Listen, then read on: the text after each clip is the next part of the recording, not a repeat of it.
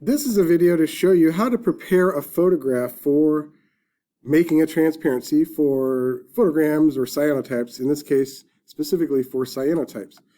And so we are going to take a photo. In this case, it is nature related. It could be flowers or any subject, but we've created a strong focal point of this kind of central flower and some other beautiful things behind it. And then an out of focus background that is not competing with the flowers here.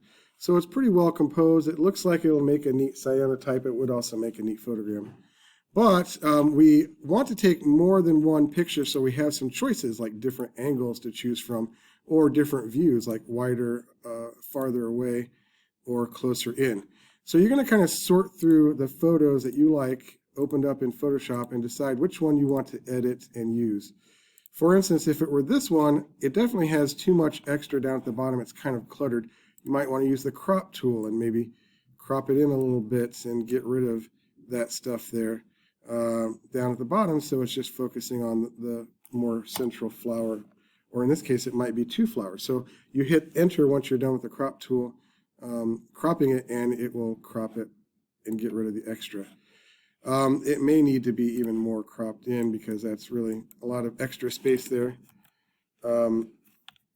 If your tool messes up, you can just hit escape and it'll go back to being normal, and then you can start over again and just keep cropping it. For some reason, mine got stuck, so I had to hit escape. So let's just bring this in to focus a little more on the main subject here. And we want generally a kind of square or rectangle shape for our image.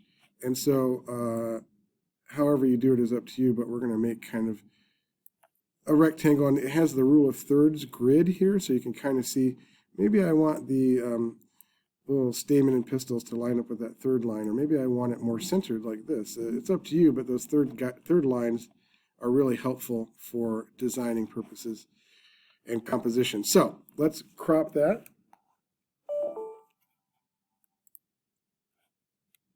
Next, we're going to check our overall image size because we don't want to go bigger than 8 by 10, the size of our paper. So I'm going to go to image size, and set my width to no wider than 8 inches. You'll see that it's going to distort the image here unless you have this little chain link clicked. And now when I change it to 8 inches wide, it now says it's 8 inches, 8.752 inches tall. We want a resolution to be 300 so the image is not too pixelated. And you'll see a preview here, and it looks pretty decent. It doesn't look too pixelated at all. At 72, the default, it may look too pixelated. So now we're resizing it.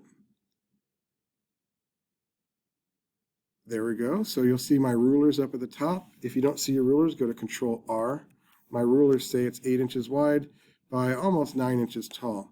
That's pretty good size for this transparency. So I'm going to hit Control 0 to fill the screen, and I'm going to adjust this to make it black and white. There are these adjustment options down here at the bottom of the layers palette. It's a little circle with a black and white line through it, and we're going to click this and we're going to choose to make it black and white. Then we'll see what it looks like as black and white. And remember, we want to have good contrast in our photos because otherwise we won't see the difference between the different values and shades in there. So now I'm going to click this little adjustment. I'm going to add an adjustment that's called brightness contrast. In this, I can kind of brighten the image up, and I can add a little contrast here. So this is especially good if you don't have good lighting for your original photograph and you want a little more contrast between the values. So there we have it. I still see some detail in the whites, and there's some detail in the darks. So it looks like it's pretty much ready to save and get ready to make a transparency. The other thing, the last thing we need to do is we need to go to the bottom layer and click Control I. You'll see what it just did. It reversed the image. And if you reverse the image and you don't see good contrast, you can always go back up here, double click on the adjustment layer icon in the layer, and you can adjust the brightness or contrast in reverse. But if you do that, always go back to the bottom layer and Control I and Control I to see what it looks like in black and white. Again, the positive that we'll make on our cyanotype. So let's leave it negative, and we'll save it. We're going to go up here to the top to File, Save As, or you'll have Save a Copy. Save a copy, and you'll save it temporarily onto your computer someplace safe, and I recommend backing it up onto a Google Drive. But I'm going to save mine and label it with a descriptive title like flowers, cyanotype, so I know what this file is. And I'm going to save the JPEG version.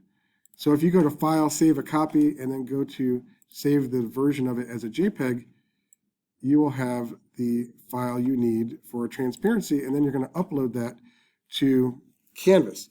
If you get this JPEG options box that shows up, make sure you have the highest quality JPEG possible. So it would be on maximum or quality 12. Click OK.